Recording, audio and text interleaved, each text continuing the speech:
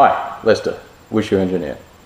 This is the first video in my series that I've chosen to title Cyber Gear. In this series I'll be reimagining, building and testing some of the weapons, armor and equipment that may be available to a prospective character within the dystopian role-playing game worlds of Shadowrun, Cyberpunk 2020 or the upcoming computer role-playing game Cyberpunk 2077, a game which I'm actually fairly excited about.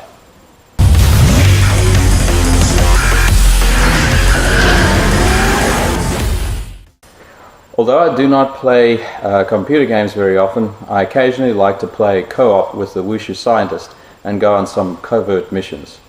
Although I like shooters, I prefer games that allow for melee specialization. I like things really up close and personal. What I'm really holding out for are some good augmented reality games that I could get that I can set up on my property. If you know of any really good augmented reality technology and or games that are in development, let me know in the comment section below. I'd be interested.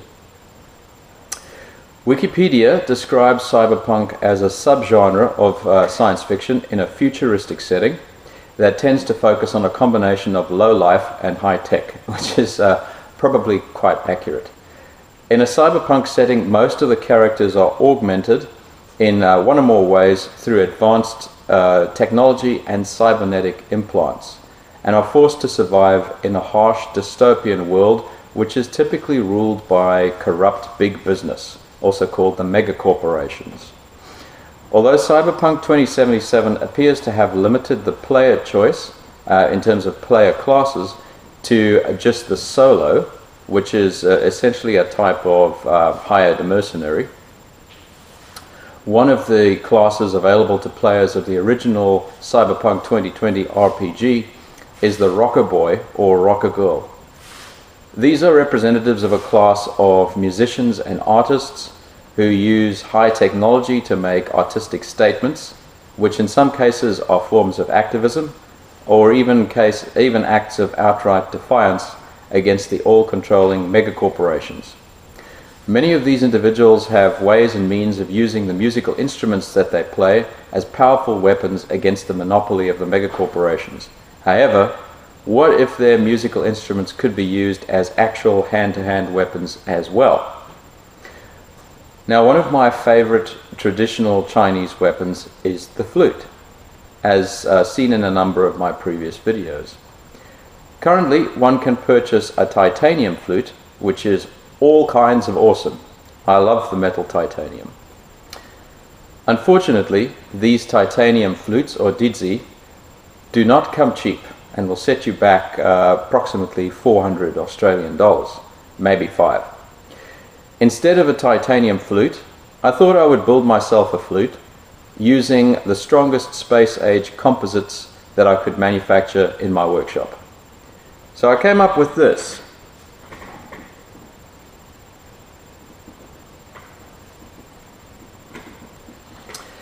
Its core is an 80 centimeter long pultruded carbon fiber tube, which is particularly strong and rigid material along the longitudinal axis, but does not resist side crushing forces particularly well. I then wrapped the core in a Kevlar sleeve, like this, a little piece of the sleeve that I've used. I then soaked the fiber in epoxy resin, and once set, it looked a little bit like this. So this is a bit of a test piece that I had. Kevlar is also a particularly strong material and is more resistant to impact than carbon fiber composites. It's also slightly more flexible and likely to flex more than carbon fiber once set in resin. This combination was thus good to offset the weaknesses of each type of composite fabric material. The carbon fiber to enhance stiffness and the Kevlar to enhance resistance to impact and to forces applied laterally to the tube. Prior to resin application, the Kevlar braided sleeve was twisted and kept under torsion to create a helical arrangement of the fibers. So I'll see if I can quickly demonstrate that with this piece of this offcut. And it was twisted like so, kept under torsion, and then the epoxy resin was applied. It was my hope that this helical arrangement would assist in redistributing impact forces through the small scale structure of the composite, increasing its strength. As a final step in its construction, the flute was wrapped in heat shrink made from standard electron beam cross-linked polyolefin, which is flame retardant, UV resistant, and resistant to common fluids, solvents, and abrasion. The final weight of the composite flute was 415 grams, which is just over half the weight of my wooden flute. Sorry, just under half the weight of my wooden flute. As such, it's very light, fast, nimble, and maneuverable. I did a brief section of the flute form to demonstrate some of the movements that form part of the traditional set.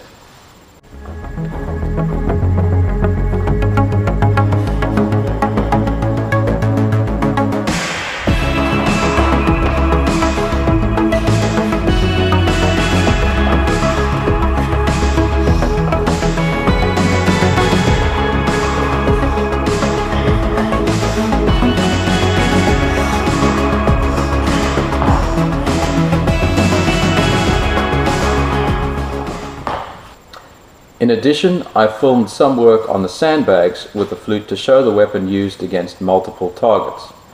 These bags typically weigh between 10 and 20 kilograms.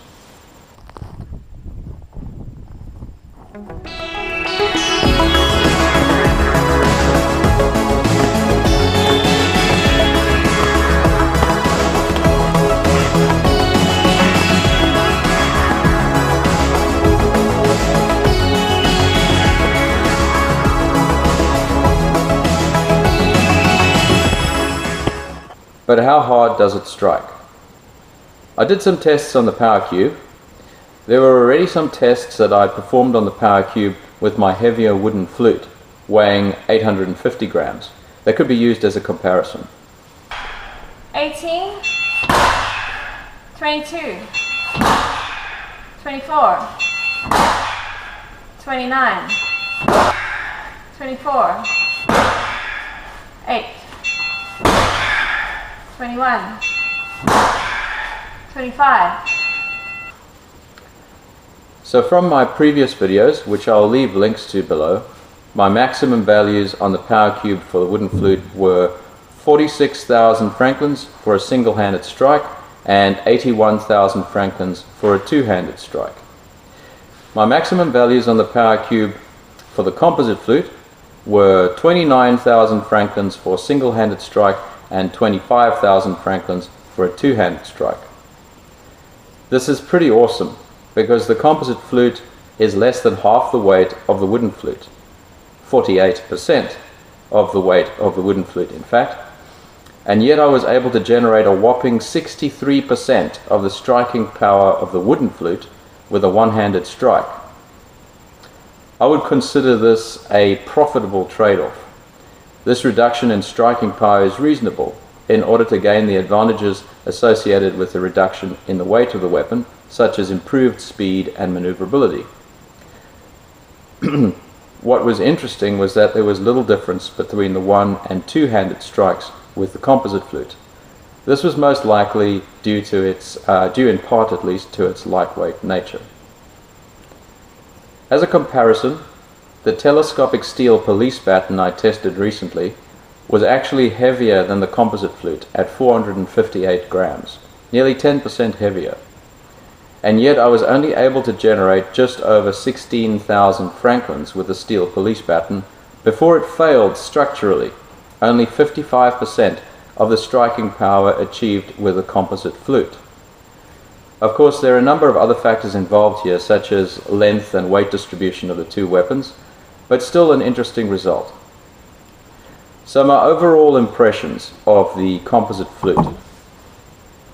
Overall, the composite flute feels fast and agile, while still carrying a lot of conviction behind the strikes and allowing for some effective long-range intervention. The composite material is incredibly strong. I was surprised by how strong it was.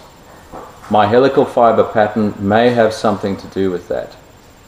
I did feel that there was a small amount of flexure in the composite flute when striking. It wasn't excessive, but just noticeable. This was as expected.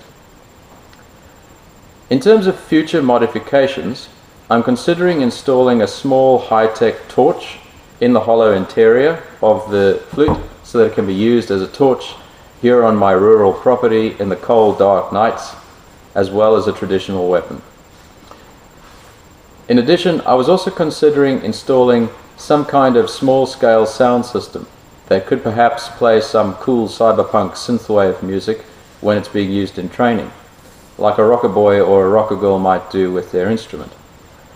Finally, this was essentially a test prototype for future projects, which may include other pole-type weapons. I was very impressed by the structural integrity and lightweight of the final product, so we'll definitely incorporate a similar composite design in future pole-related projects. I hope you enjoy the video, and I'll see you next time. Cheers.